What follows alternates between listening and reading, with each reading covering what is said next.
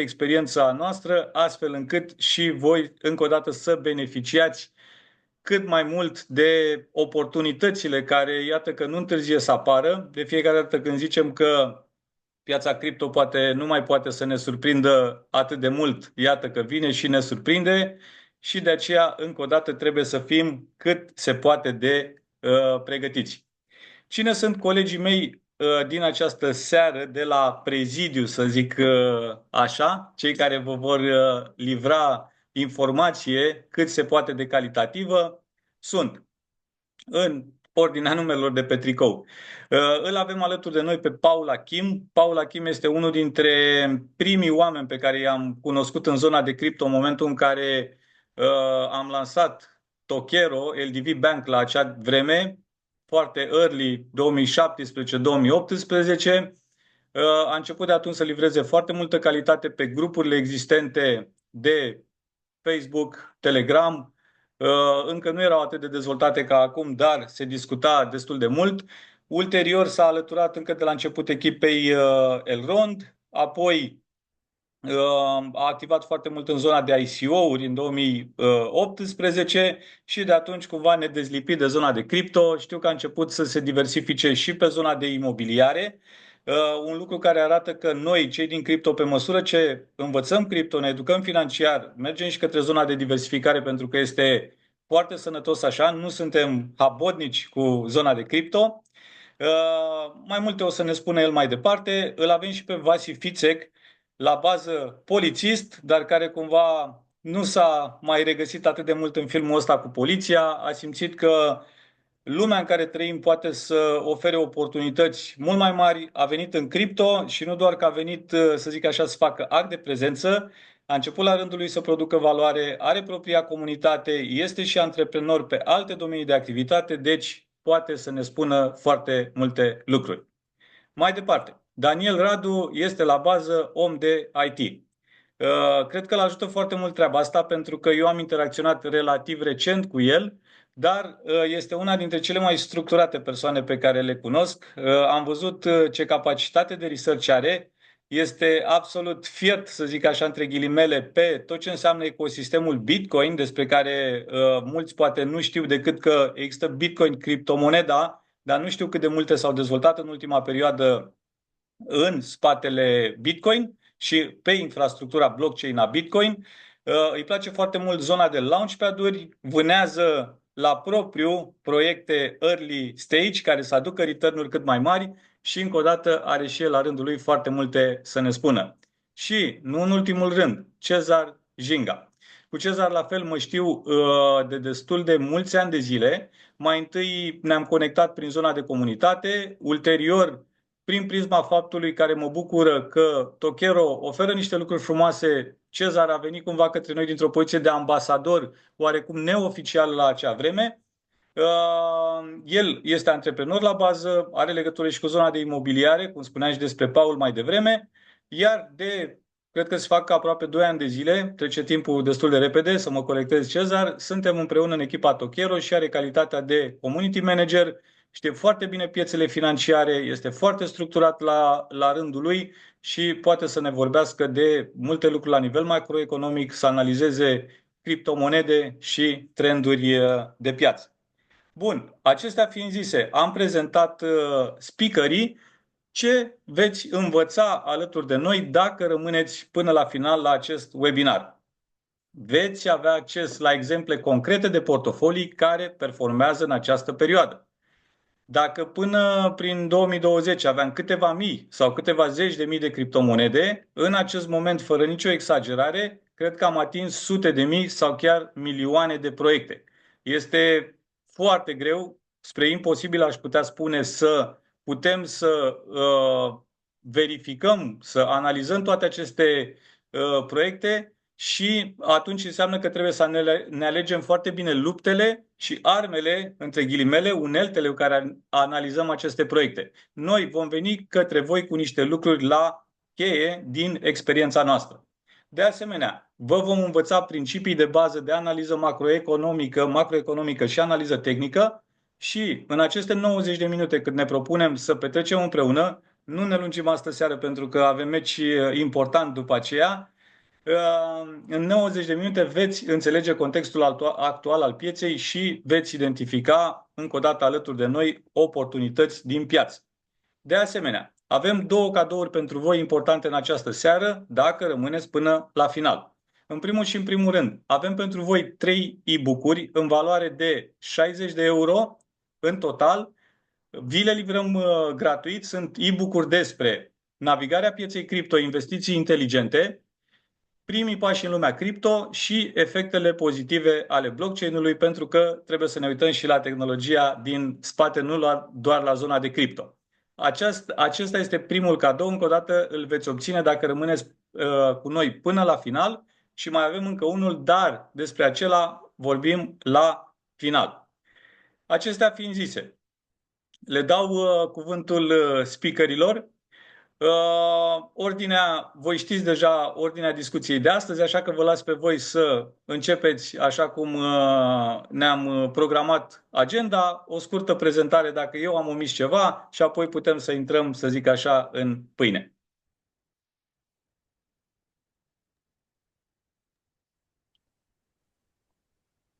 Bun, încep Cezar? eu sau Sau, Cezar? ok, da. Cezar, te rog. Mulțumesc, bună seara, bine ați venit. Ne bucurăm să vă avem alături de noi. După cum spunea și Marius, sunt foarte pasionat de cripto. Mi-am început călătoria în industria criptomonedelor prin 2013-2014, vreme în care căutam să fac bani online și mi-amintesc că scrisesem pe Google cum să câștigi bani online. Găsisem niște multilevel marketing, companii de genul, probabil că sunteți familiarizați cu ele. Și la un moment dat am văzut acest Bitcoin, neștiind la vremea aia ce înseamnă. Am dat un click, am văzut un grafic, era vreo $100, între 100 și 120, dar mi-a atras atenția doar așa ca fapt divers. Wow, ce tare că există un activ digital, dar nu înțelegeam mare lucru și tot am continuat să-l urmăresc în lunile următoare, crescuse la $200-300. Mi-a atras atenția, dar nu știu din ce motiv nu am intrat la momentul respectiv. A mai trecut timpul și în 2017 din nou au fost avalanșe de știri despre criptomonede. Probabil că majoritatea dintre voi care aveți cel puțin 20 de ani, pe vremea aia ați auzit și voi despre criptomonede. Iar atunci, în sfârșit, am decis să dau curs acestei invitații și mi-am creat primul meu miner, deși nu eram foarte tehnic, a trebuit uh, să mă să fiu cu încă doi prieteni asociați și să-i conving să facem asta împreună, pentru că ei se pricepeau foarte bine cu calculatoarele și drept urmare așa mi-am început călătoria în domeniul criptomonedelor în 2017.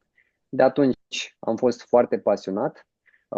În continuare m-am dedicat foarte mult industriei imobiliare, dar în 2021, când a fost acel bull market pe care unii dintre voi poate vă amintiți despre el dacă ați auzit despre criptomonede și în 2021. În momentul ăla am zis că gata, este timpul să renunț la imobiliare și să mă dedic 100% acestei tehnologii, pentru că părea ceva prea mare ca să nu îi dau atenție 100%. Sper că în această oră jumate să reușim, eu împreună cu colegii mei, să vă prezentăm cât de cât, măcar minimul necesar, astfel încât să înțelegeți potențialul acestei industrii, nu doar la nivel tehnologic, cu ce bine ia la pachet și cum va revoluționa lumea în anii viitori, că nu degeaba este adoptată chiar și de președintele Americii și de alte entități foarte puternice, dar vă vom prezenta și cum, din punct de vedere financiar, puteți lua o felie din această porție uriașă pe care o oferă criptomonedele și cum să vă construiți un portofoliu de succes. Îi dau mai departe microfonul lui Paul. Te rog, Paul. Bun. Salutare, da, o să încep cu o descriere și pe urmă Da, discutăm despre da. macroeconomie sau... Intrăm în Da? subiect. Da, da. Ok, bun. Da, așa cum zicea și Marius, sunt în industria asta de o vreme. Azi mâine se împlinește un deceniu. Când stau și spun asta, chiar mă apucă nostalgia. Ideea e că De fapt, am căutat pe vremea aceea acea oportunitate investițională a generației mele și așa am ajuns la cripto. Uh, eram destul de focusat pe lucrul acesta. Uh, stă- Am stat și am analizat foarte mult piețele financiare până să iau decizia asta și mi-am dat seama că fiecare generație are oportunitatea ei. Uh, Cum a fost dot-com bubble, cum a fost înainte, cum au fost companiile de microchipuri, da, mă refer acum la Intel, în vremuri memoriale, uh, și căutam care este această oportunitate. Și am ajuns la concluzia că cripto este. Și după ce am făcut tot research-ul ăsta, am intrat în piață, pe urmă am făcut tot felul de lucruri în industria asta, am încercat să educ cât am putut piața din România, oamenii din România. Pe vremea aceea nu prea erau materiale în sensul acesta în limba română. Uh, Am ținut și conferințe, am apărut și pe la televizor propovăduind domeniul. Și da, între timp am făcut tranziția și spre alte arii de activitate și imobiliare. Mă ocup și de partea asta de dezvoltare imobiliară, am și o agenție imobiliară și mai multe. Acum,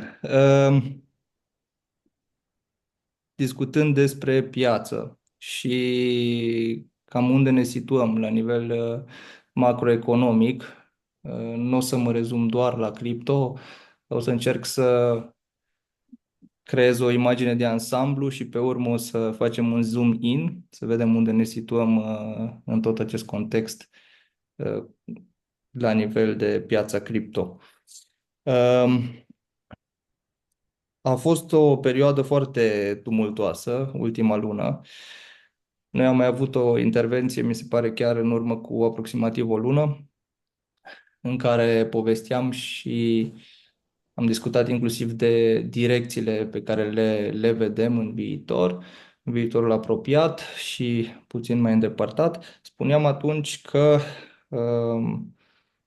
mă aștept la niște corecții.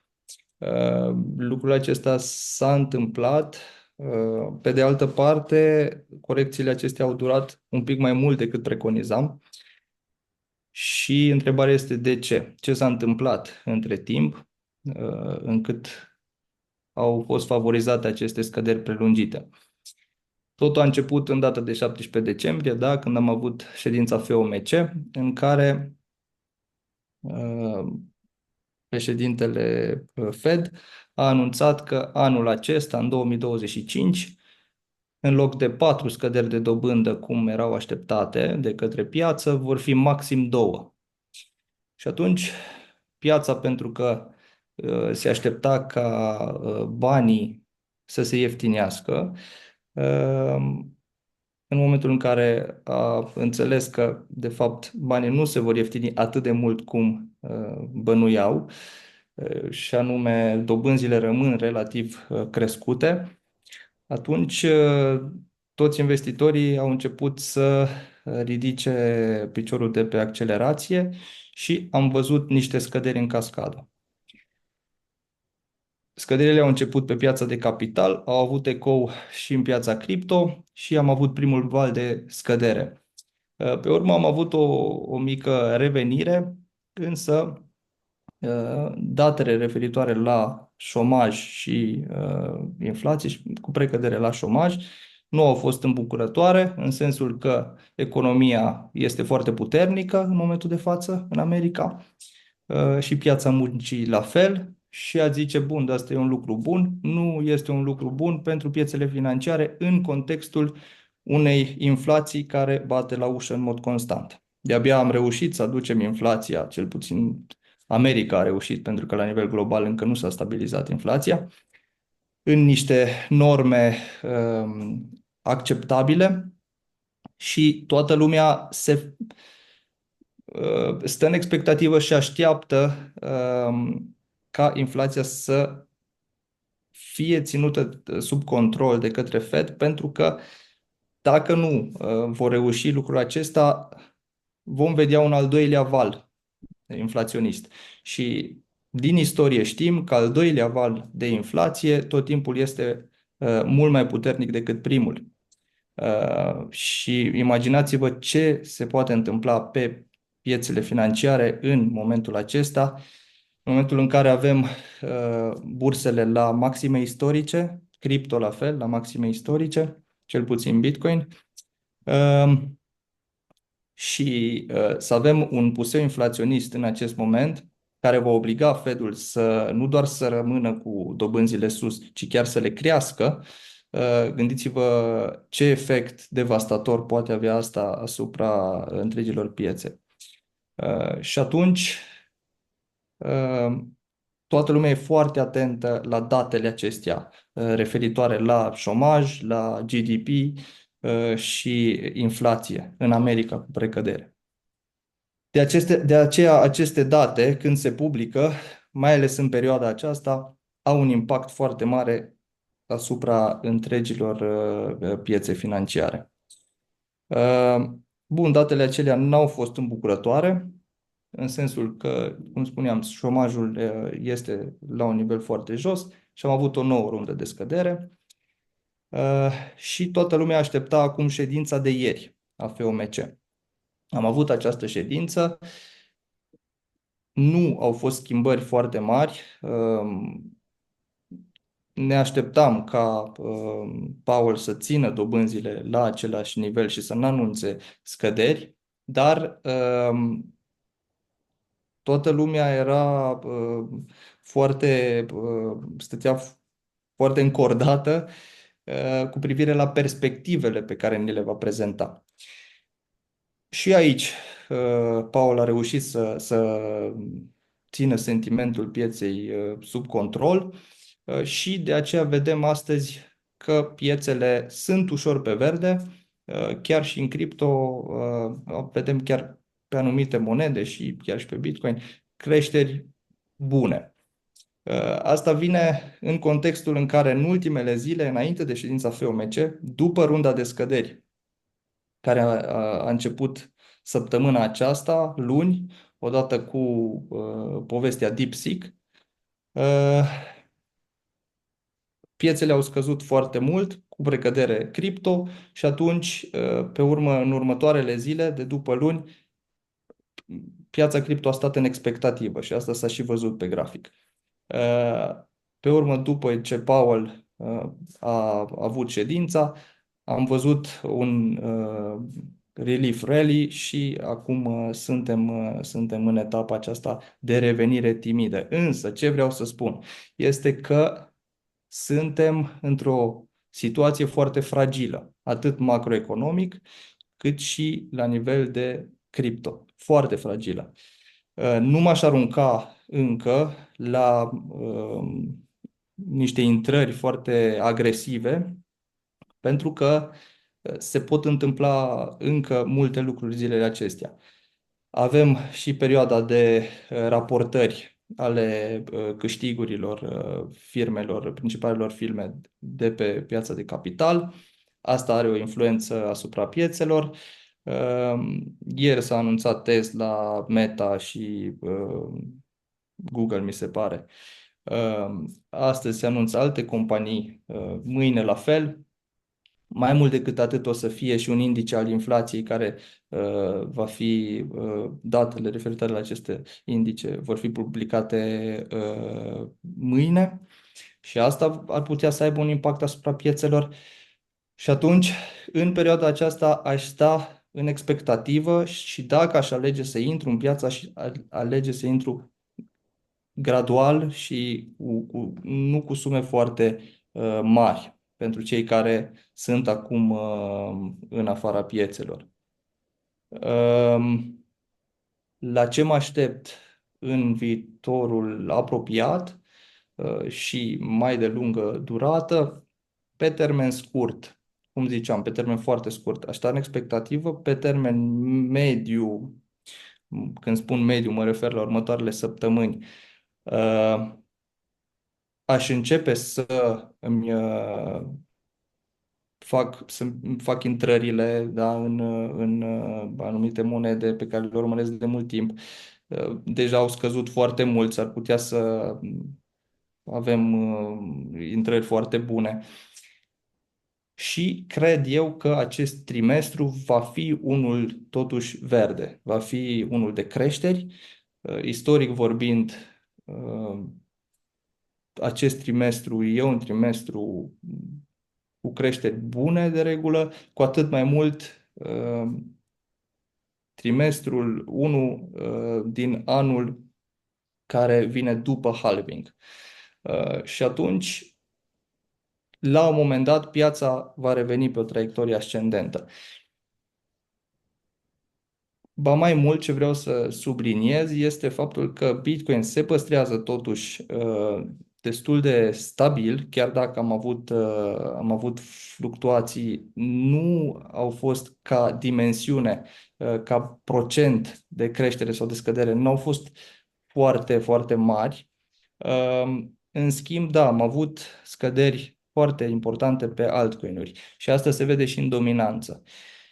Mă aștept ca dominanța în câteva săptămâni maxim să își atingă nivelul de top și să începem să înceapă un trend de scădere. Și probabil că acesta va fi momentul în care vom vedea acel mult așteptat altcoin season. Pentru că știu, foarte multă lume este în așteptarea acestui altcoin season, foarte mulți deznădăjduiesc deja, zic nu mai vine niciodată, probabil că asta a fost. Băieți, haideți să ne obișnuim cu gândul că nu, de data asta va fi altfel și nu vom mai avea altcoin season. Nu, eu cred cu tărie că nu se va încheia acest ciclu până când nu vom vedea un altcoin season și o scădere abruptă a dominanței. Și eu zic că în lunile ce vor urma, în acest trimestru, probabil că va începe acest trend de scădere al dominanței și vom vedea atunci niște creșteri foarte bune pe multe altcoin-uri. Deci, păstrați-vă încă optimiști și vânați intrările cele mai bune, dar faceți-o strategic și încercați să vă păstrați cât mai luciți. Da? Adică în momentul în care sunt scăderile astea abrupte, să nu vindeți în panică și când încep deja creșterile acelea accelerate, să nu mai plusați peste măsură. Adică în perioada aceasta faceți-vă intrările în așa fel încât în momentul în care vedem un 2-3x pe o monedă să nu mai fiți tentați să adăugați suplimentar ca să vă puneți pe umeri o presiune suplimentară psihologică și să luați decizii proaste pe urmă.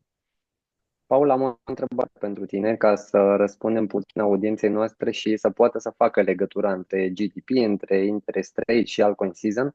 De ce este important faptul că PIB-ul marelor economii, GDP-ul cum se spune în engleză, de ce e important faptul că e în creștere, cel puțin la economiile mai importante ale lumii, cu excepția Germaniei, care dă puțin rateuri în ultima vreme, și de ce e important că în același timp Fed-ul, Banca Centrală Americană, se pregătește, ia în calcul după discursul de ieri, totuși dacă inflația rămâne stabilă, să facă aceste tăieri de dobândă și care ar fi corelarea cu altcoin season, pentru că mulți dintre ascultătorii noștri sunt la primul ciclu sau poate chiar nu prea știu mai deloc piața cripto și cred că ar trebui să le explicăm ce înseamnă altcoin season-ul și ca urmare a ce vine acest altcoin season.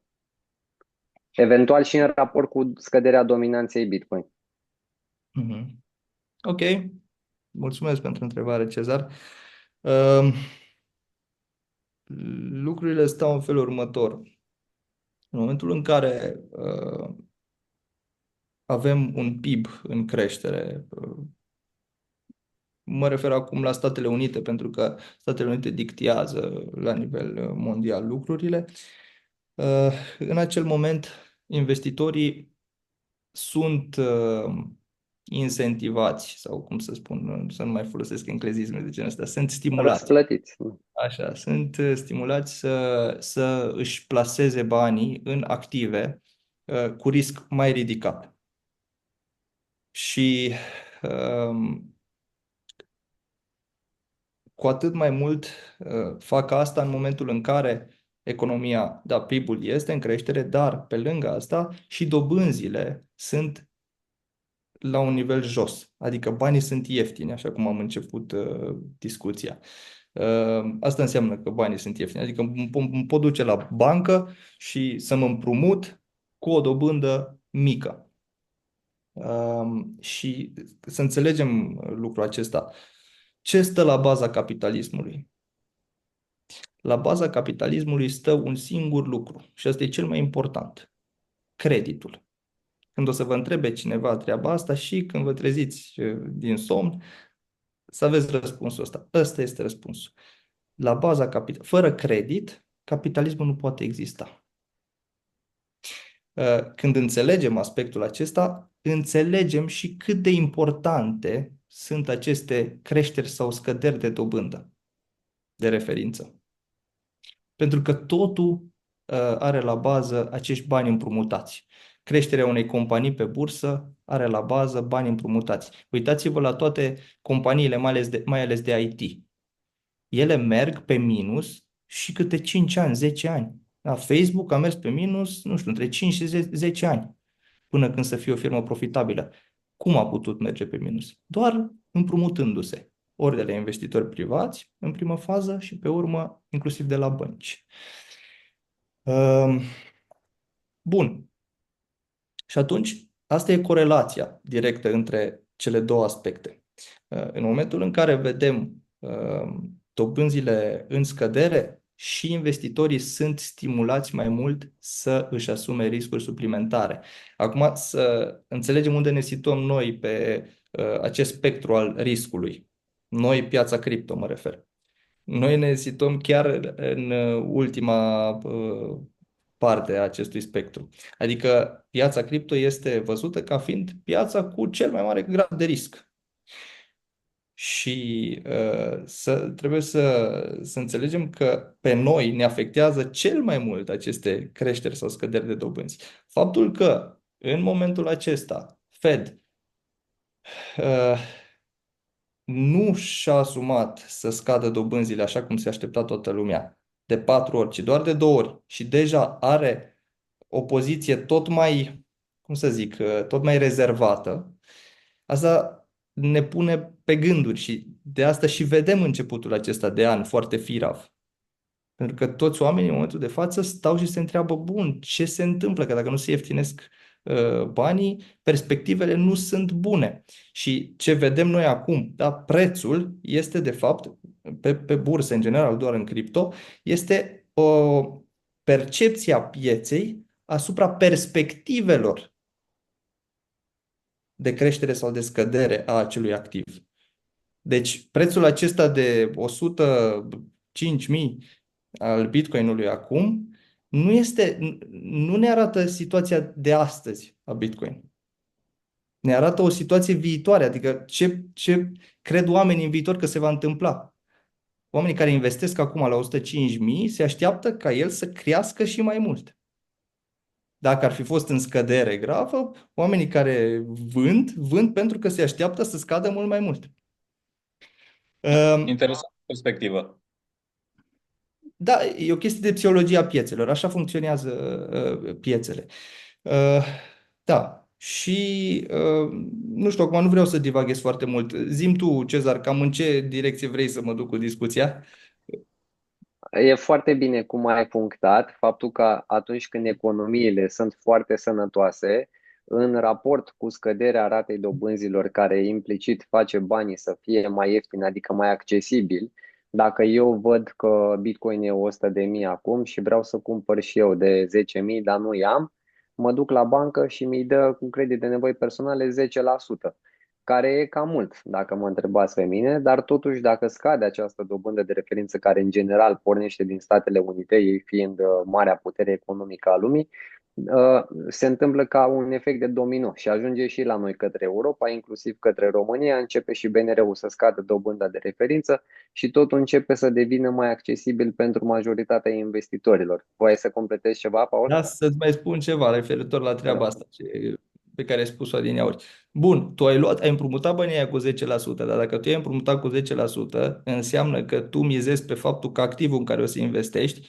o să depășească cu mult randamentul de Cu 10%. mult 10% pe an, Deci de asta e evident. atât de important la ce dobândă te împrumuți. Da? Și cu cât dobânzile sunt mai mici, cu atât e mai bine și mai stimulator pentru economie. Ce vreau să subliniez este pericolul inflaționist. Nu-l scăpați din vedere. Suntem într-o etapă foarte fragilă. De aici, este un punct de cotitură. Și o să vorbim peste câțiva ani despre asta și o să vedeți că așa va fi.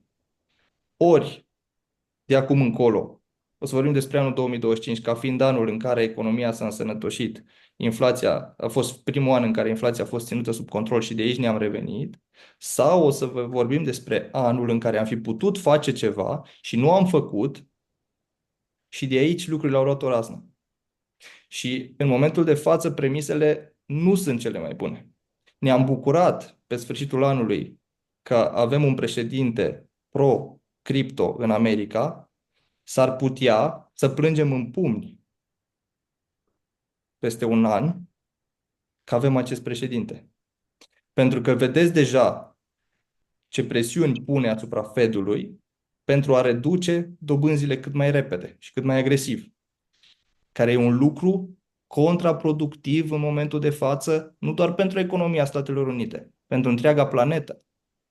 Dacă vine al doilea puseu inflaționist și în acest context al scăderilor prea rapide de dobânzi, poate să vină, atunci o să fie foarte, foarte rău pentru toate piețele și nici nu vreau să mă gândesc, nu vreau să speculez încă prea mult ce se va întâmpla cu piața cripto, dar sunt pregătit să spun că ceea ce am știut până acum despre piața cripto s-ar putea să se schimbe fundamental la următorul ciclu.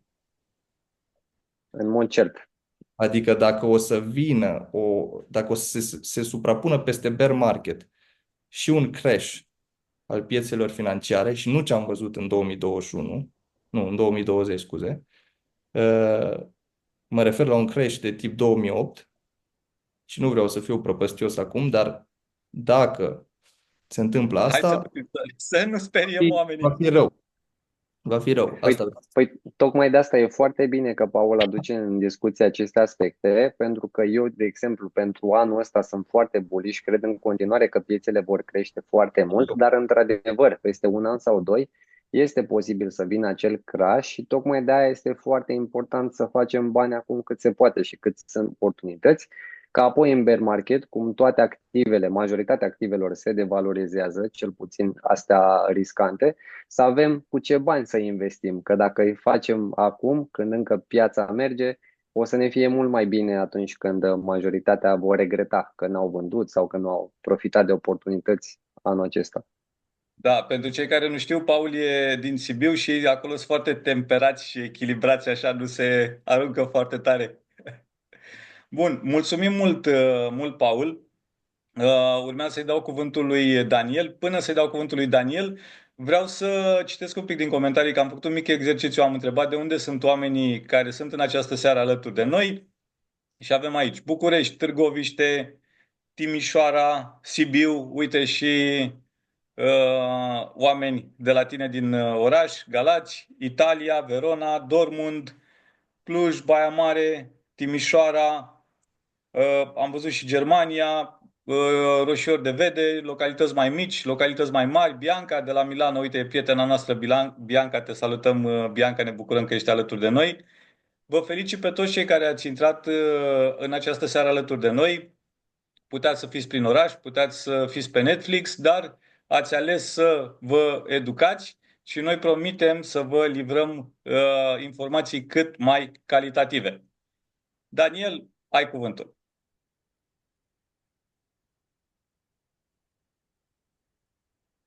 Nu te auzim. Dacă zici ceva acum, să știi că nu te auzim. Acum aud? Acum te auzim, da, E bine, da? Bun. da. Mulțumesc, Marius, dar în primul rând vreau să vă spun și eu că vă mulțumesc că sunteți în seara asta cu noi. Văd că sunt peste 160 de persoane și mă bucur mult. Vă felicit și eu, cum a făcut-o și Marius, pentru că puteți să alegeți să faceți altceva, dar ați ales să fiți mai buni, să vă îmbunătățiți și să luați parte și la alte chestii. Așa, vreau să vă spun un pic despre mine scurt, de cât timp sunt în cripto și ce fac eu, ce sunt la bază. Întotdeauna am fost atras de tehnologie și de calculatoare și tocmai de asta am urmat o facultate și un master în calculatoare și tehnologia informației. De vreo 5 ani lucrez la o companie de dezvoltare software. Da? De jumătate de an sunt doar part-time ca să am mai mult timp pentru cripto. În 2021 am intrat în cripto, da, cu aceleași visuri ca ale voastre de Lambo, rachete, îmbogățire peste noapte și așa mai departe, dar m-a lovit rapid realitatea. Ce pot să zic acum după toată perioada asta e că cripto nu e schem și îmbogățirea peste noapte nu există. Da?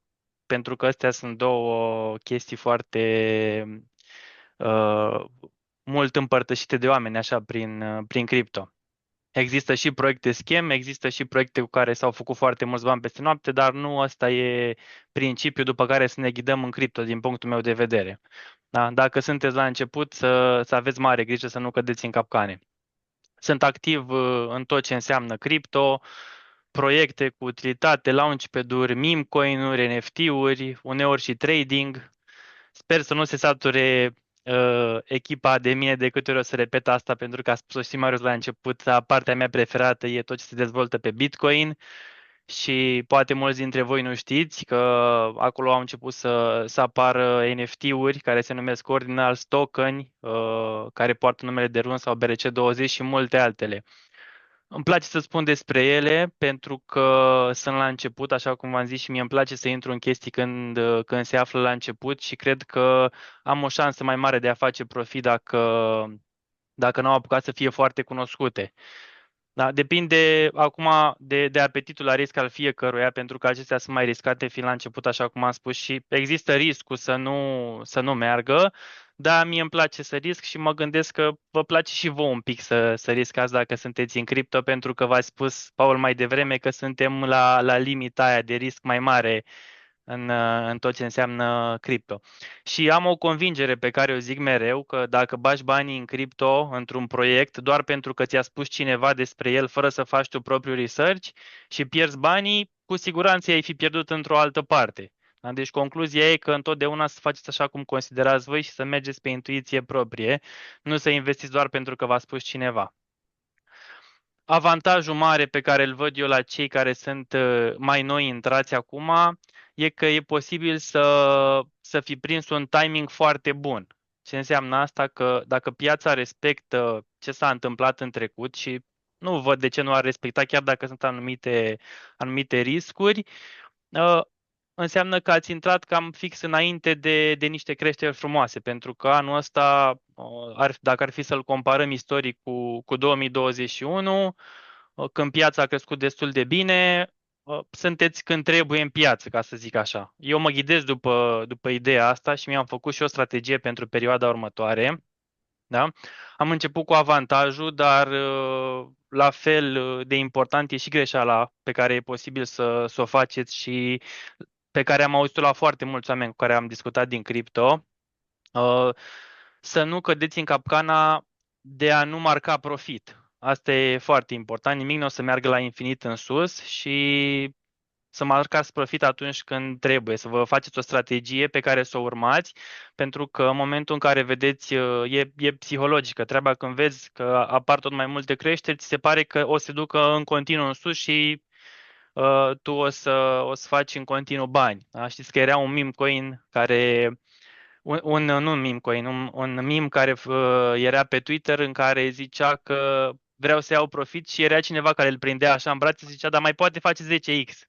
Da? Și nu marca profitul.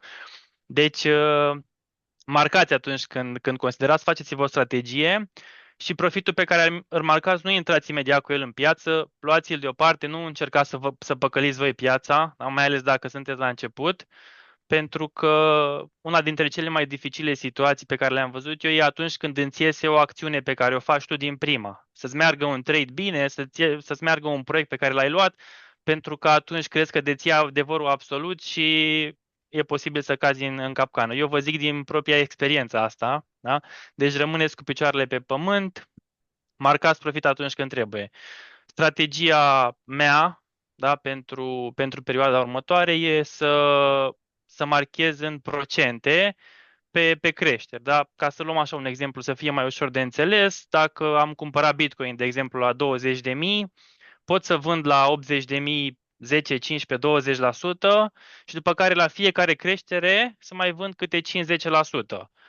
Din experiență spun că e bine să lași, nu știu, un 15-20% pentru o posibilă creștere foarte mare, pentru că s-a întâmplat la multe proiecte și probabil ați văzut și voi creștere din alea exponențiale în care se puteau face foarte mulți bani. Deci un moonbag așa mi-aș lăsa pentru orice eventualitate. Pentru mine, cea mai bună variantă de investi care a fost până acum și au vorbit și colegii mei înainte a fost diversificarea. Probabil ați auzit de multe ori replica asta că să nu ții toate ouăle într-un singur coș. Chiar așa este, pare simplu, dar totuși sunt foarte mulți oameni care nu respectă asta. Uitați-vă la proiecte care, dacă sunteți la început mai ales, la proiecte care au realizat ceva încă și nu au avut raliul ăla, nu s-au bucurat de o creștere mare, respectați și narativele, da? Și bucurați-vă de ele. Cel mai probabil nu o să crească toate în același timp, da? Trebuie să aveți răbdare, să nu vă mutați dintr-un proiect în altul doar pentru că nu a crescut proiectul vostru. Trebuie să aveți răbdare pentru că dacă ați considerat la un moment dat că merită proiectul respectiv, e posibil să aibă momentul lui. Da? Așa ca și proiecte de top, să vă zic câteva la care m-am uitat eu în ultima perioadă și care cred că sunt destul de bune și o mare parte din portofoliul meu e în direcția aia, ar fi ETH, Ethereum, Solana, Sui, Chainlink, Avalanche, FET și Stacks. Am cuprins așa câteva proiecte, o să le și notez în chat după ca să vă fie mai ușor. Am luat așa cam din fiecare narativă câte puțin și sunt proiecte care au demonstrat ceva până acum sau care promit să demonstreze cel puțin. Da? Acum, depinde, cum am zis, ce apetit la risc aveți, dar eu, sincer să fiu, m-aș uita un pic și la meme coin-uri, pentru că au demonstrat că au putere mare în piață și la început, când am auzit prima dată de meme coin-uri, am zis, nu îmi trebuie așa ceva, nu sunt pentru mine, venind și cu background de programare, am zis, ce valoare aduc astea? Nu aduc nicio valoare, nu sunt pentru mine, n-au nicio valoare. Între timp mi-am schimbat părerea și, cum am spus, respect piața și intru în joc, da? Atâta timp cât oamenii sunt dispuși să dea o valoare la ceva, înseamnă că are valoare obiectul respectiv.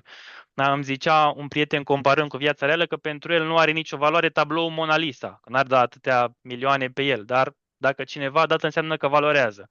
Da? Așa și cu meme-coin-urile. Nu riscați mult în ele, nu e de riscat mult în ele, dar e bine să fii și acolo tocmai pentru diversificare. Da?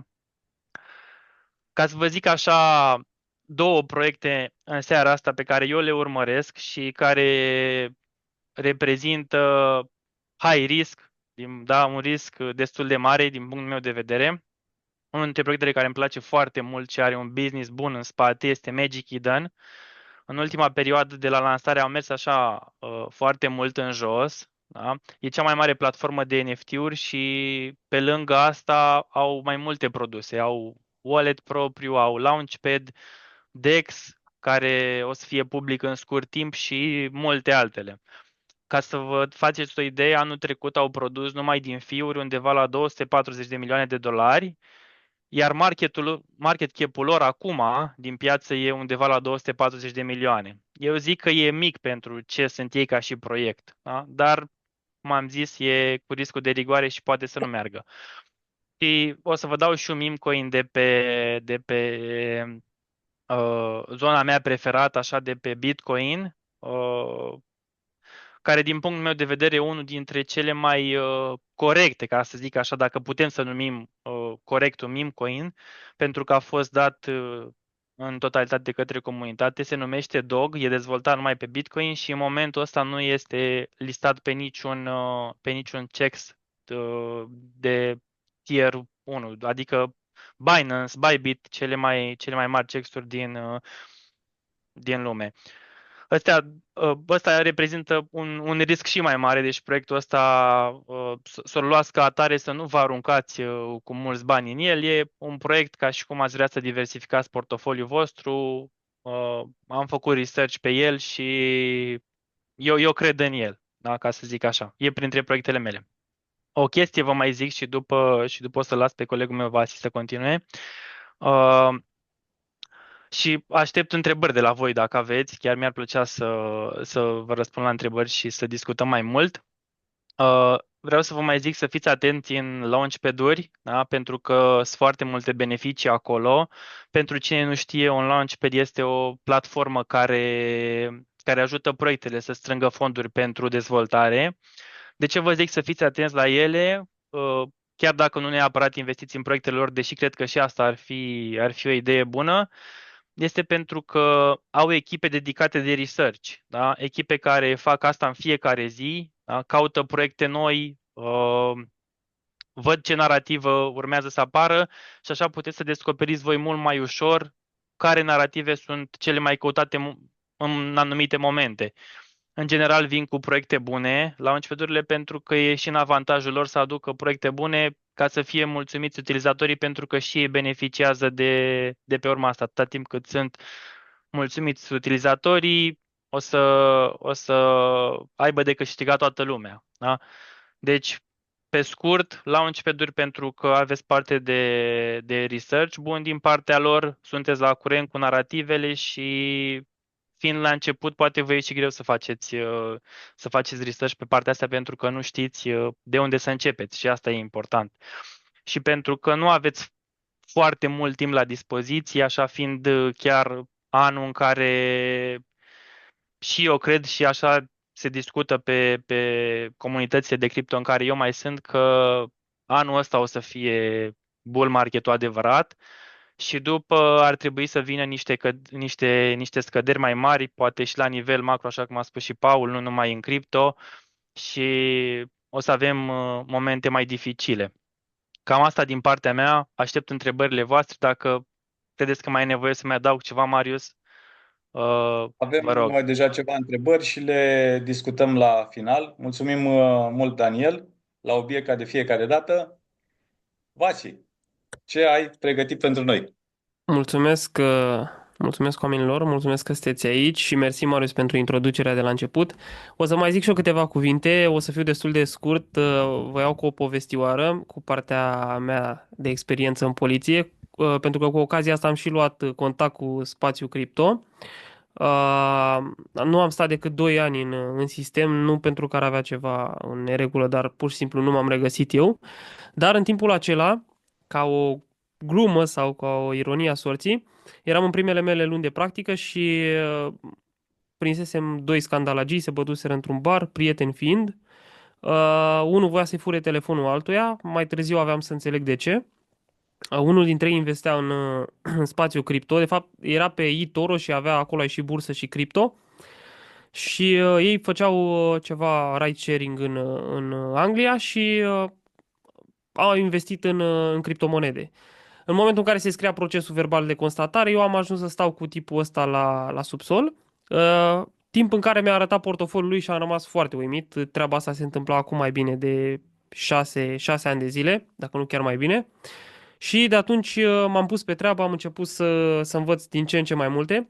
Asta e o poveste pe care nu prea am spus-o așa, e mai premieră, Marius, să știi. Și mi s-a părut foarte interesant să văd că se pot face banii de pe telefon, între ghilimele, și atunci am început să fac un research mai mare.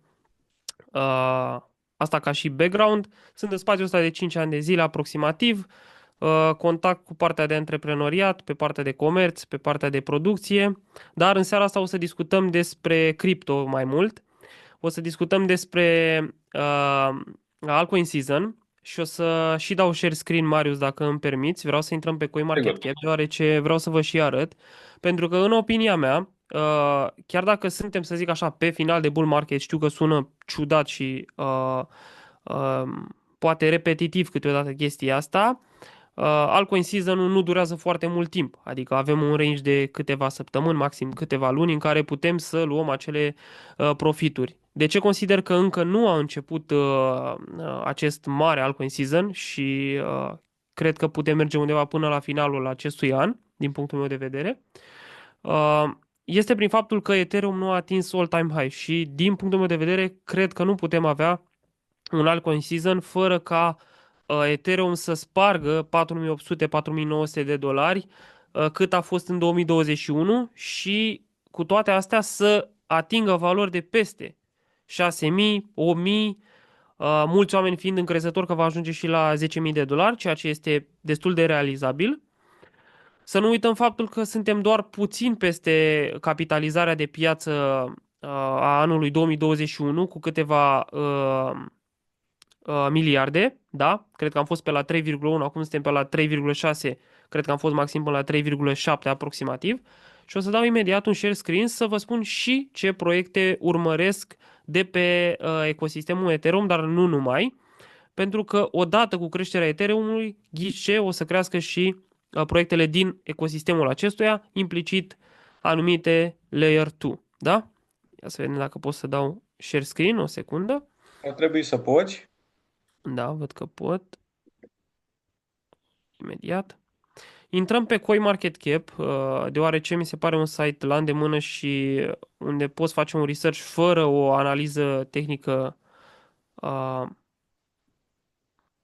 extrem de amănunțită, da? Aici putem vedea dominanța Bitcoin, 58,23%, dominanța despre care ne-a spus și colegul nostru Paul, adică 2 trilioane market cap în Bitcoin, ceea ce reprezintă 58,23%, 11% aproximativ în Ethereum, ceea ce reprezintă 394 aproximativ de miliarde de dolari.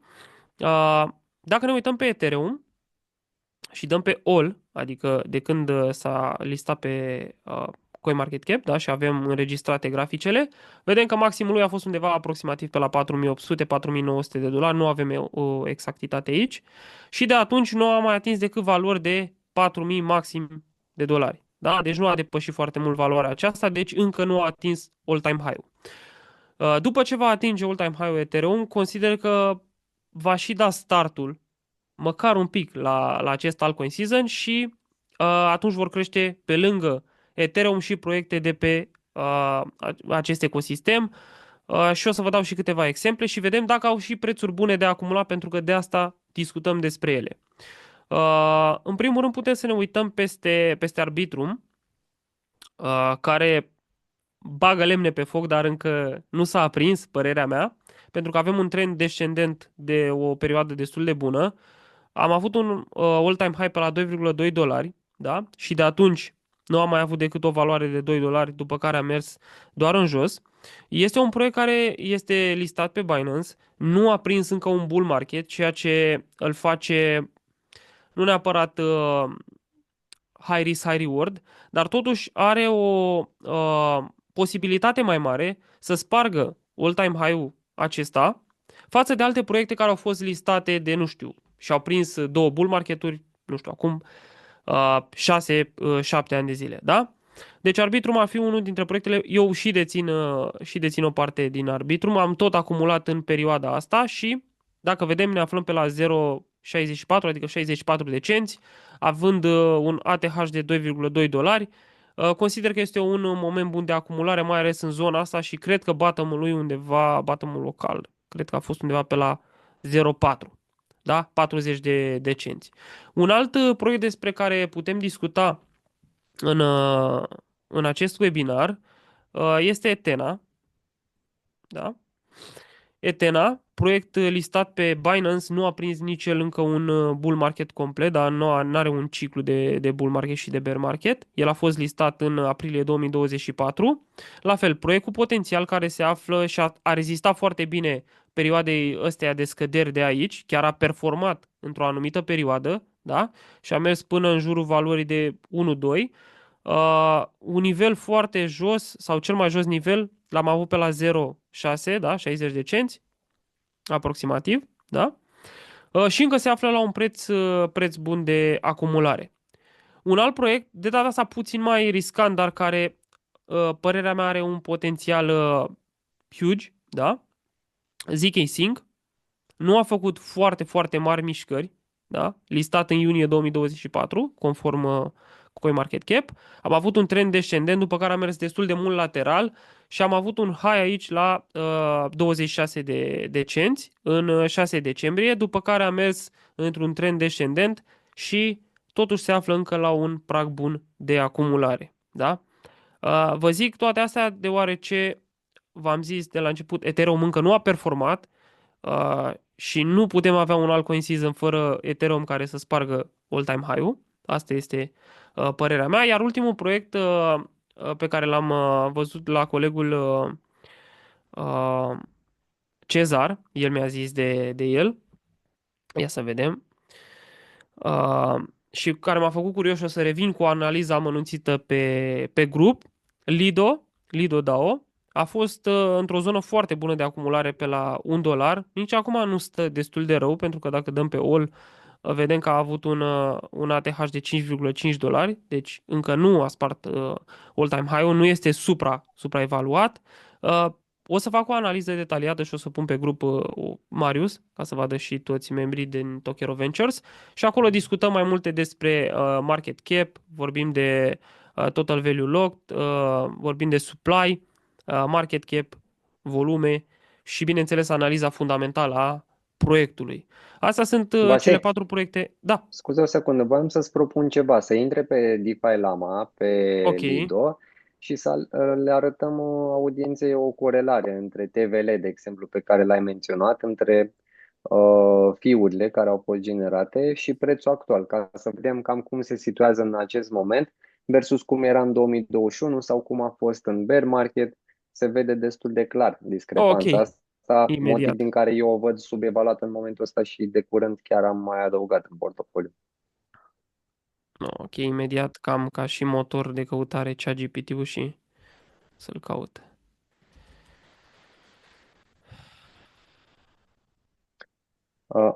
Dacă tot am făcut paranteza asta, vă rog, cei care puneți întrebările în chat, probabil ați observat că se vorbește destul de mult, să le puneți în secțiunea de Q&A și o să le răspundem. La unele răspundem în scris, la unele o să vă răspundem live după aceea. Bun, iar cadourile vor veni la final. Așa că rămâneți la final ca noi. să le primiți, da? Și să vă răspundem la întrebări, foarte important. Bun. DeFi Lama, TVL, avem aici market cap, partea de guvernanță, treasury. Hai să începem cu prima, da? 31 de billions, da? Un market cap de 1,9 aproximativ billions, da? Prețul în momentul de față 2,11, un volum 246 de milioane, e un volum destul de redus dacă mă întrebați pe mine, dar e destul de mare pentru perioada aceasta. Cezar, dacă ai ceva la care vrei să ne uităm mai exact, să-mi zici. Păi în cazul Lido, de exemplu, TVL-ul cu prețul și cu fiurile sau revenue ar trebui să fie suficient. Da, are un TVL destul de mare, ceea ce poate să ne bucure. Și că toți suntem la secțiunea tool-uri, v-a arătat mai devreme Vasi CoinMarketCap, este un tool pe care noi îl folosim foarte mult, la fel și CoinGecko și DeFi Lama pentru toate protocoalele care sunt din această categorie DeFi. Îl folosim foarte mult pentru că ne arată destul de multe cifre care ne interesează și care ne ajută să analizăm proiectele și să ne dăm seama în ce stadiu sunt acum, dacă este subevaluat, dacă este la un preț cât de cât corect sau dacă este supraevaluat și ar trebui să stăm departe sau să vindem, să începem să vindem în cazul în care îl avem în portofoliu. Da, vedem aici fiurile, 1,058 billions, da, anual. Vedem că sunt în creștere, ceea ce înseamnă că face o rețea destul de solicitată, da? Adică există activitate pe ea. Ne putem uita foarte mult și la nivelele astea, pentru că dacă se întâmplă să fie cam 2021, adică să nu existe fiuri, practic ne dăm seama că ea de fapt nu e atât de utilizată rețeaua, da? Dar după cum vedeți avem și niște spike-uri din astea foarte, foarte mari. Uite, 2,89 pe 1 august și mai avem chiar un spike acum destul de recent, da, în fiuri. Ia să vedem dacă pot să-l văd aici. 2,51 milioane. Ceea ce înseamnă că rețeaua a fost destul de utilizată. Sunt diverse site-uri, o să pot să revin și pe grupuri cu mai multe site-uri pe care le utilizăm. Da, token unlocks, sunt foarte important să vedeți și unlock-urile anumitor monede, pentru că pot fi unlock-uri de 100%, ceea ce pot face, pot dilua foarte mult prețul unei monede și majoritatea, înainte de un unlock, vând foarte mult, speriați de faptul că alții o să vândă și așa mai departe, dar nu tot timpul este un motiv de panică, da?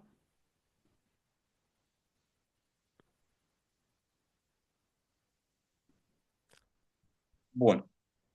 Mai ai ceva pentru noi, Vasi? Momentan atât. Dacă aveți întrebări, cu drag vă răspund, sau dacă vreți să iau anumite întrebări din chat. Au început să ne pună întrebările în chat, dar o să le păstrăm pentru puțin Ok. mai târziu. Ok. Perfect. Păi, propun acum să discutăm despre Tokero Ventures. O să vină și surpriza numărul 2 și apoi trecem la sesiunea de Q&A pentru că s-au strâns destule întrebări și vreau să răspundem la cât mai multe dintre ele. În primul rând, cum a apărut, o să dau iarăși un share screen, cum a apărut ideea de Tokero Ventures. Și eu acum ceva timp, cred că pe la începutul anului trecut, mă tot uitam că erau multe oportunități în piață. Mi se părea că trec pe lângă mine pentru că sunt foarte prins în ceea ce facem aici la Tokero și nu aveam îndeajuns de mult timp să analizez piața, să văd ce se întâmplă și e foarte neplăcut să vezi că tot trec oportunități pe lângă tine și nu poți să profiți de ele. Am văzut acest lucru că se întâmplă și în jurul meu, la fel de mult și oameni care poate sunt foarte smart în ceea ce fac ei în viața de zi cu zi, în domeniile lor de activitate, dar sunt interesați de cripto, în schimb nu au tot acest timp de research.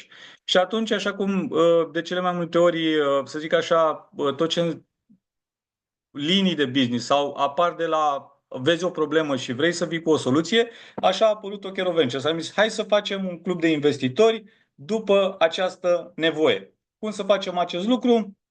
Să creăm o comunitate în care să aducem mentori ca cei pe care îi vedeți în fața voastră în această seară aici, care se pricep mult mai bine decât noi, sunt super pasionați, dedică timp și înțeleg mult mai bine lucrurile, astfel încât să ne salveze timp. Și așa s-a născut Tokero Ventures, comunitatea noastră, cum îi spunem noi, o comunitate de elită cu care ne mândrim foarte, foarte tare.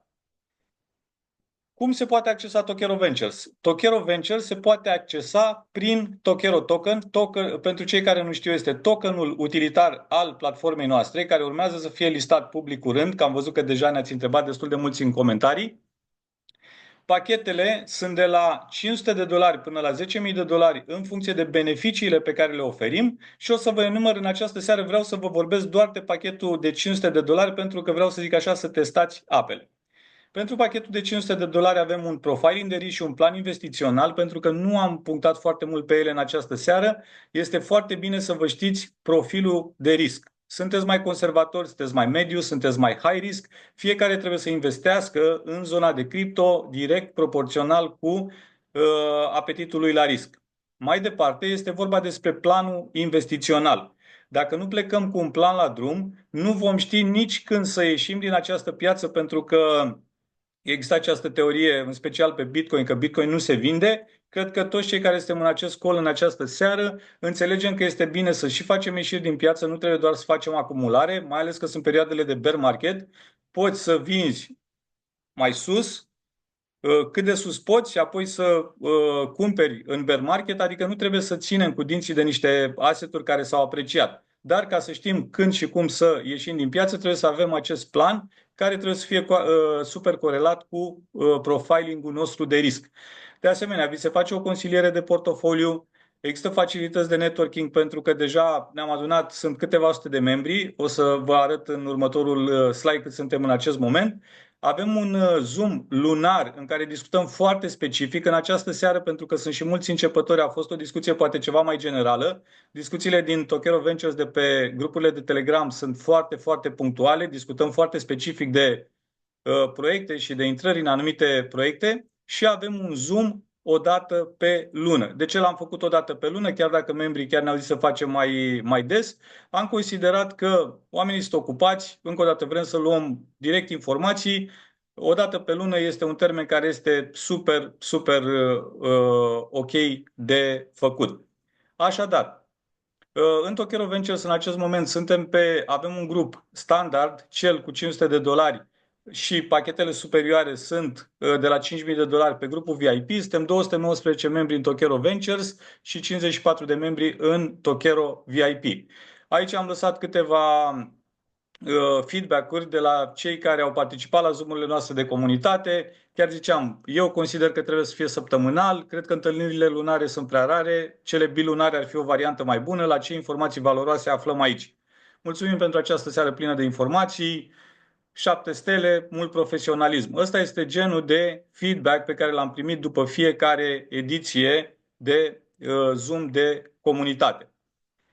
În acest moment, Tokero Token este la prețul de 0,06 USDT per token, prețul de listare va fi 0,08, iar pentru cei care sunt în această seară, în acest call, venim către voi cu o ofertă super, super specială. Puteți să luați pachetul de $500, unde la prețul de 0,04, adică veți primi un bonus în token, dacă erau 8.333 de Tokero Token în pachetul de $500, veți primi la preț de 0,04 versus 0,06, adică 12.500 de Tokero Token. Oferta pe care o avem acum este valabilă 24 de ore și pentru cei care poate nu știu exact cum se poate face, puteți să faceți fie achiziție direct cu cardul, se poate plăti cu cardul sau prin transfer bancar. Transferurile bancare sunt foarte rapide, trebuie să intrați doar în contul meu, adică clar trebuie să aveți cont pe Tokero. Chiar am verificat înainte și marea majoritate a celor prezenți în call au cont. Cei care nu v-ați făcut, vă puteți face, este foarte rapid, în câteva minute îl finalizați și încă o dată puteți să achiziționați fie cu cardul, fie cu transfer bancar. Veți avea timp și mâine, dar cel mai rapid este cu cardul. Există cumva poate neșansa ca mâine, dacă trimiteți bani, în mod normal cam ajung în aceea zi, dar pot să mai fie și întârzieri. Deci, aceasta este oferta noastră. O să primiți, Cezar o să vă dea linkul la final pentru e-book-urile în valoare de $60 pe care vi le-am promis, iar cea de-a doua ofertă este accesul în Tokero Ventures, unde putem să discutăm lucruri mult mai amănunțit prin pachetul de $500 la care ați primit bonusul de care am discutat mai devreme. Și o să las un teaser pentru că aveam un slide pregătit. Vă spun în premieră și această imagine nu este nicăieri în acest moment, este despre ceea ce urmează să facem în perioada următoare la Tokero, pentru că am văzut că multe întrebări din secțiunea de Q&A la care o să trecem imediat se referă la ce facem aici la Tokero, ce mai facem cu aplicația Tokero. Ideea este că în ultimii 2 ani de zile am muncit enorm de mult la partea de scalabilitate a platformei noastre. Am investit peste 2 milioane de euro în scalabilitatea platformei și în acest moment avem integrări cu aproape toate marile CEX-uri, mă refer aici la Kraken, Binance, Gate, KuCoin, MexC, Bybit și surpriza este că în perioada următoare o să putem să adăugăm cumulat toate proiectele sau aproape toate proiectele din toate aceste platforme.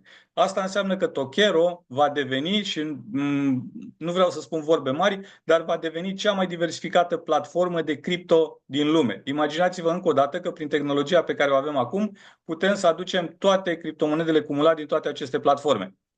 Și ca la teleshopping, asta nu e tot. În afară de partea de integrare de CEX-uri, am reușit ceva ce nu știu să existe la ora actuală, și anume integrări de DEX-uri. Așa cum am integrat partea de CEX-uri, avem în acest moment integrare cu PancakeSwap, Uniswap și Jupiter, exchange-ul decentralizat și agregatorul de pe Solana, la care chiar colegii noștri au participat săptămâna trecută la o conferință în Istanbul, și putem să începem să aducem proiecte de pe CEX, dar atenție, în pereche cu fiat. Să poți să cumperi de pe un DEX, pardon, să poți să cumperi de pe un DEX un meme coin, că tot vorbeam că acum e nebunia cu meme coin-urile care a apărut astăzi, să poți să-l cumperi cu cardul. În condițiile în care accesul pe DEX-uri în acest moment este foarte complicat, marea majoritate se pierd și nu înțeleg cum să facă și practic ratează foarte multe oportunități. Asta este lucrul la care lucrăm în această perioadă. Este super fezabil pentru că deja avem proof of concept pe treaba asta și se întâmplă în momentul în care vorbim, să zic așa, și este doar o mică parte din ce plănuim pentru perioada următoare. În scurt timp, Tokero va deveni cea mai diversificată platformă de cripto din lume, cu mii și mii de criptomonede și cu acces foarte, foarte facil. Asta am avut de zis și acum trecem la partea de Q&A. Hai să vedem. Am Imediat. răspuns la mare parte dintre ele și eu și Ce Daniel rapid în ai fost, scris, Cezar. Ați fost dar foarte, mai avem foarte și rapid. câteva. Oricum se mai acumulează. Avem foarte multe întrebări despre platformă, de exemplu, când vom avea USDT, când vom avea order limit ca să poată cumpăra clienții noștri și punând ordine de vânzare, nu doar la market. Întreba cineva, putem cumpăra la 004 Tokero noi, cei care am mai cumpărat înainte, poate la preț mai mare? Da, toată lumea din acest call beneficiază de această ofertă fără doar și poate. Cred că ar fi bine, eu știu, poate să înscris să mai luăm totuși câteva întrebări, că erau întrebări interesante și aș vrea să și Da, discutăm poți un pic pe ele. poți Mai avem, cred că intra mai... în Answered. În Ok. Answered la Q&A, dacă vrei să, Sau să dacă dai vreți fiecare un dintre răspuns voi, cred că putem să mai alocăm undeva la 10 minute acum spre final și cred că fiecare dintre voi, dacă vreți să vă alegeți o întrebare, să vorbiți puțin, un minut, două despre ea, cred că ar fi extraordinar pentru final. Poate ați văzut o întrebare care v-a sărit în ochi și v-ar face plăcere să vorbiți despre Super, ea. hai că, uite, o să răspund eu, Marius, la o întrebare, pardon. Nicolae Da. spune, cum mai stau lucrurile cu extrasul sumelor din cripto în fiat în România? La un moment dat a fost promulgată o lege prin care până în a doua jumătate a anului acestuia nu există impozite, n-ar fi existat impozite pe cripto, dar încă nu e nimic 100% cum să zic, aprobat, da? Dar este 10% din profit, da? Deci, dacă nu se înaintează această lege, vei plăti 10% din profit. Adică dacă ai investit 10.000 de dolari și tu scoți tot 10.000 de dolari, nu o să plătești nimic. Dar dacă ai scos 15.000, atunci o să plătești 10% din cei 5.000, nu din toată suma pe care o scoți de 15.000. Sper că ți-am răspuns la chestia asta. Mai aveam întrebări despre diferite monede, unde le pot găsi. V-am lăsat în chat. Practic, CoinMarketCap și CoinGecko folosim noi ca să le monitorizăm. Acolo sunt mai multe secțiuni. Aveți secțiunea de burse sau markets, este numită pe CoinMarketCap, și acolo puteți vedea toate exchange-urile pe care este listată o monedă, fie că vorbim despre DEX-uri, fie că vorbim despre CEX-uri, adică exchange-uri descentralizate și exchange-uri centralizate. Noi la Tokero în momentul ăsta avem undeva la 115-120 de monede. Voiam să începem anul cu mai multe, însă am avut alte priorități, însă promitem că până la sfârșitul acestui an să ajungem spre 1000, pentru că, după cum a spus și Marius, vom integra și partea de DEX-uri și vom avea foarte multe monede mult mai ușor. Iar la fiecare monedă pe care noi o avem listată pe Tokero aveți și o scurtă descriere. Dacă vă duceți la info, aveți ca un mic raport făcut de noi, e ca un research practic, cum vedem noi proiectul în urma analizei pe care am făcut-o la proiectul respectiv. Evident, nu este un sfat investițional dacă noi am spus niște lucruri pozitive de ce vedem noi util în proiect, dar este un punct de plecare ca voi să înțelegeți mai bine fiecare dintre proiectele respective și aveți mai departe linkuri către site-ul lor, către Twitter și așa mai departe, ca să vă puteți face un research cât mai amănunțit.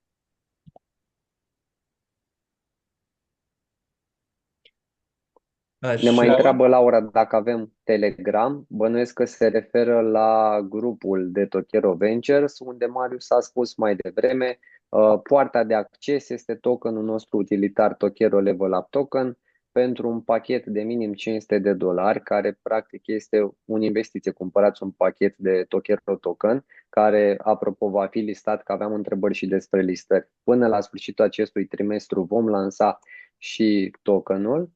Și asta vă dă acces bonus, pe lângă partea investițională în token, aveți acces la Tokero Ventures. Da, Paul. își răspunde și eu la o întrebare.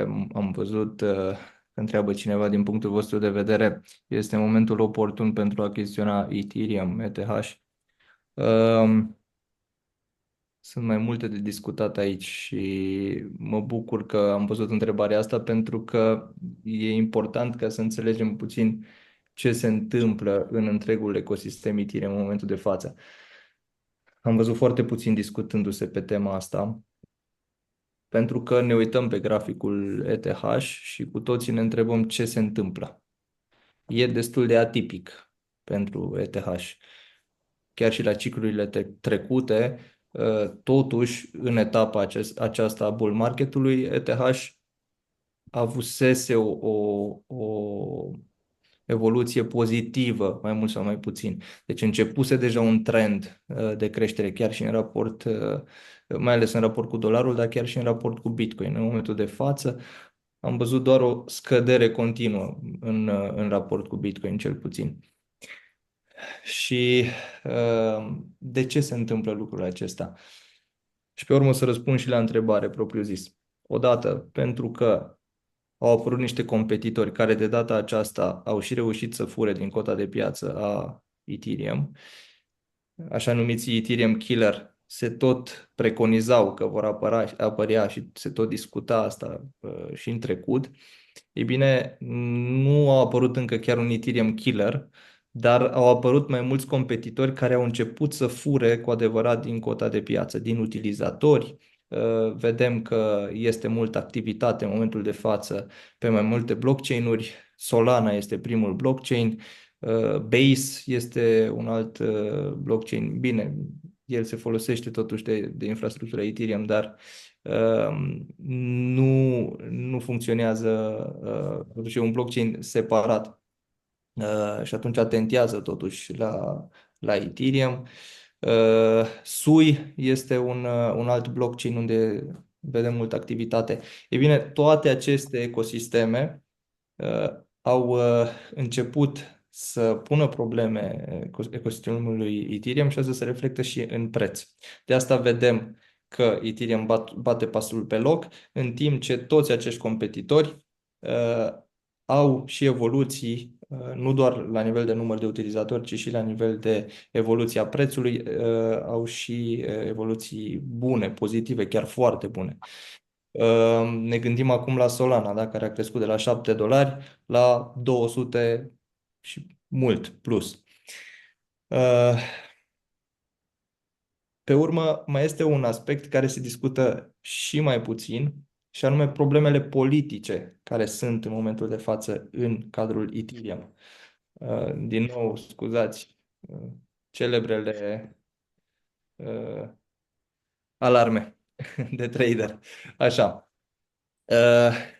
Există spuneam că sunt niște probleme politice la nivelul Ethereum Foundation și în momentul acesta vedem repercusiunile, pentru că e clar, nu s-a mai inovat suficient în Ethereum. Există un haos acolo la nivel de echipă de dezvoltare și asta se reflectă, se vede undeva, da?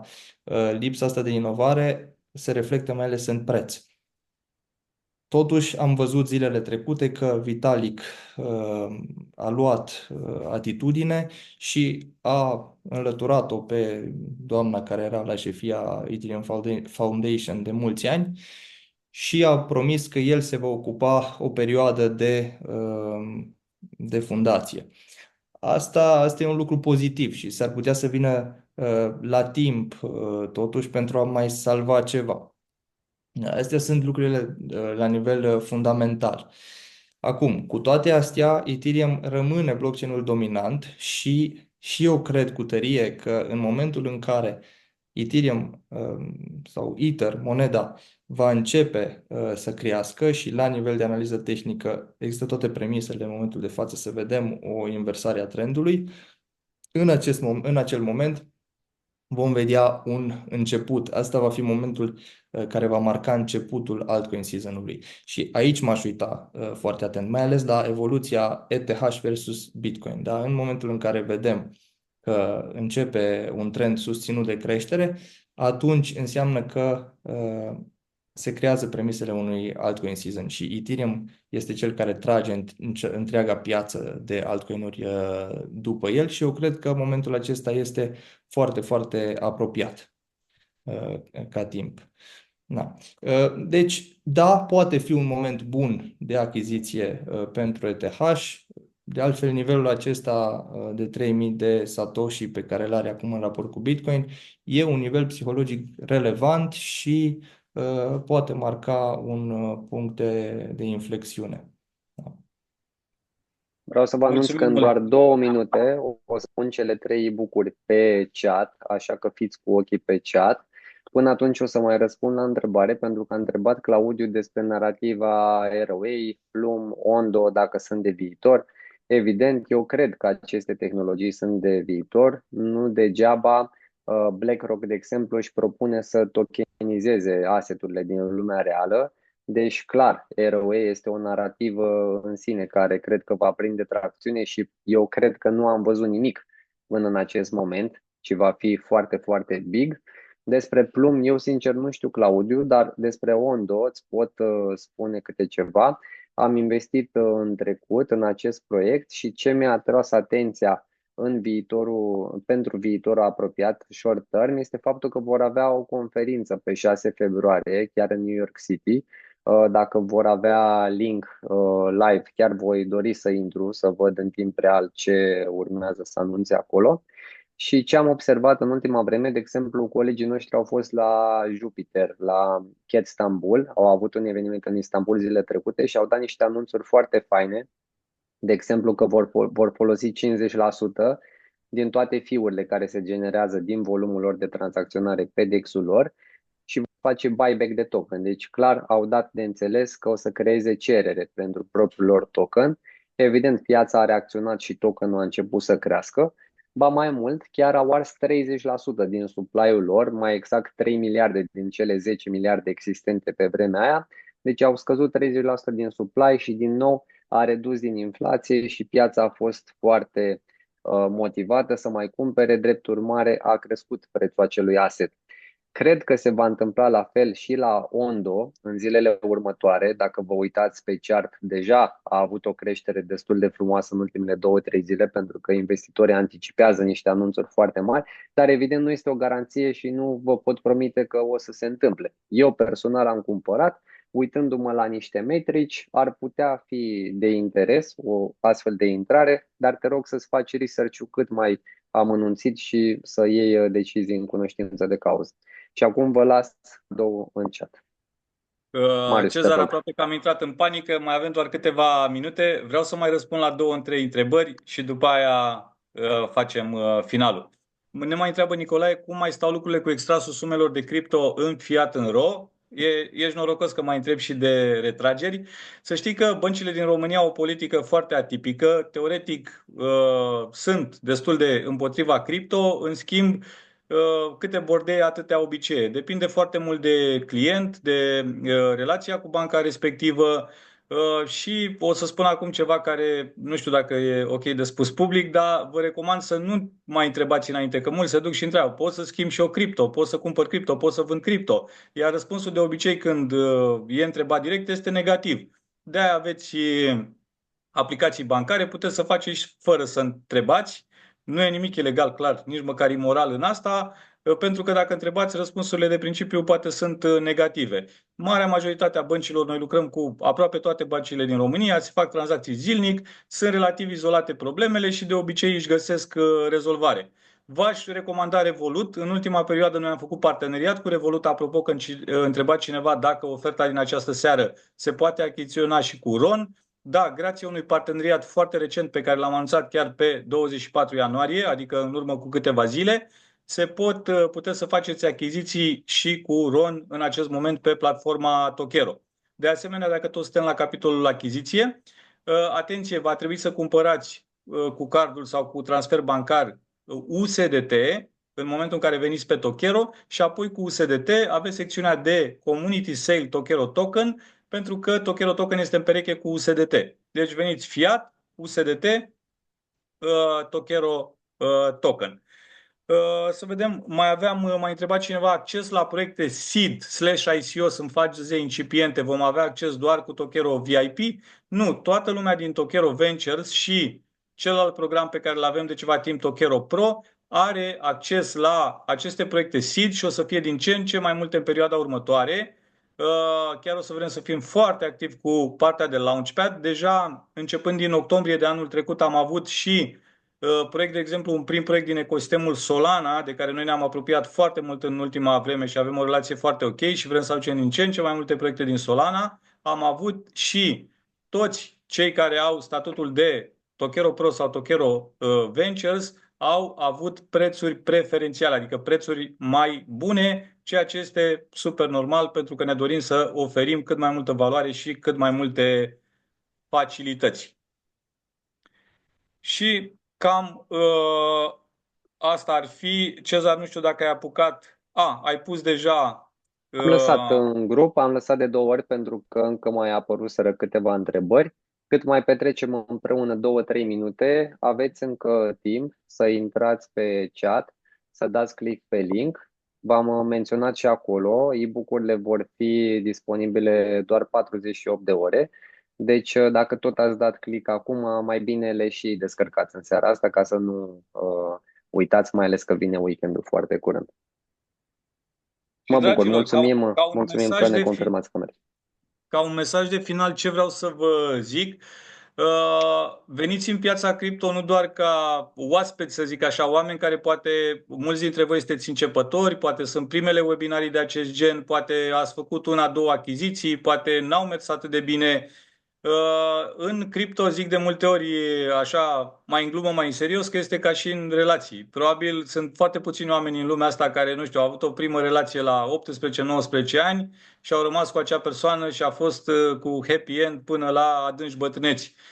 Trebuie să experimentăm, e ca în relații, este ca în joburi, trebuie să învățăm cât mai multe lucruri, să căpătăm experiență. Piața cripto nu se termină nici cu bear marketul care va urma, inevitabil după acest bull market. Trebuie să fiți aici long run, să zic așa, adică pentru mai mult timp. Piața cripto este o piață nouă, imaginați-vă, care doar 15-16 ani de zile se maturizează, dar cred că va furniza, noi cumva cam de la ciclu la ciclu am zis că piața cripto poate o să ofere mai puține return-uri, mai puține surprize. În schimb, cred că o să fie poate niște zeci bune de ani în care o să fie inovații, o să se întâmple multe lucruri, dar pentru acest lucru, în primul rând, trebuie să fim prezenți și voi ați punctat la acest capitol în această seară pentru că suntem în acest moment aici. Și în al doilea rând, să nu fim doar martori, să fim și actori și să acționăm și iarăși și pentru acțiune aveți tot sprijinul nostru, celor prezenți în această seară, dar și a echipelor noastre din spate. Mulțumim că ați fost alături de noi în număr atât de mare. Scuze, Marius, mi se părea că terminase ideea. Mulțumesc că ați fost alături de noi, sunt recunoscător și mă bucur să văd că vă pasă de viitorul vostru și că vreți mai mult de la viață, că sunteți interesați de partea aceasta investițională, cum și noi am fost la un moment dat. Știm că începutul poate fi greu, știu că este destul de greu în toată agitația asta cu atât de multe monede listate în fiecare zi. E foarte dificil să le recunoaștem pe cele cu potențial, dar tocmai de aceea am făcut această comunitate Tokero Ventures la cererea comunității noastre Tokero, care exista deja cu câțiva ani în urmă. Am decis să venim cu expertiza noastră și să vă arătăm din experiența noastră în ce investim, de ce luăm anumite decizii, de ce părăsim anumite proiecte și nu le mai considerăm foarte bune și așa mai departe. De altfel, avem foarte multe materiale educaționale, nu chiar ca e-book-urile acestea 3 pe care le-ați primit în seara asta, ci mult mai detaliate. Așa că vă așteptăm în comunitatea Tochero Ventures alături de noi ca să creștem împreună în acest bull market. O singură mențiune și încheiem. Întreba cineva unde este linkul pentru bonus. Atenție, pe site în acest moment e o ofertă specială pentru acest call. Nu reflectă în acest moment pe site. În schimb, colegii noștri, imediat după ce faceți achiziția, 10, 15, o oră, 2, dar mâine veți avea tokenii bonus conform promisiunii noastre din această seară. Deci pe site în acest moment nu reflectă bonusul, dar pe parcursul zilei de mâine îi veți primi. Și încă ceva foarte important, colegii noștri de la departamentul de onboarding, mâine sau astă seară, mâine, când veți face achiziția, vă vor suna să vă înroleze în Tochero Ventures și să vă facă profilul investițional și să faceți împreună cu ei planul de investiție, adică durează undeva la 45-60 de minute onboarding-ul, pentru că se face la un nivel super profesional. Mulțumim tuturor, o să las, noi o să închidem, dar o să las chat-ul, o să-l mai las puțin pornit în caz că poate mai cineva și încă nu s-a descurcat să descarce e-book-urile, astfel încât să fim 100% siguri că nu se pierde informația, pentru că s-a muncit la e-book-uri și e informație valoroasă în ea. Marius, un lucru vreau să mai subliniez la ce ai făcut o referință deja. Deci, cum a spus și Marius, dacă cineva ia un pachet de $500, el o să-l primiți la 006, deci 8333 de token, dar în următoarele 24 de ore maxim, colegii mei vă vor pune diferența ca și cum ar fi fost dacă îl cumpărați la 004. Deci nu vă faceți griji, dacă se întâmplă un pic mai târziu, nu este necesar să scrieți tichet la suport, pentru că colegii noștri din departamente vor ști și se vor ocupa de această speță.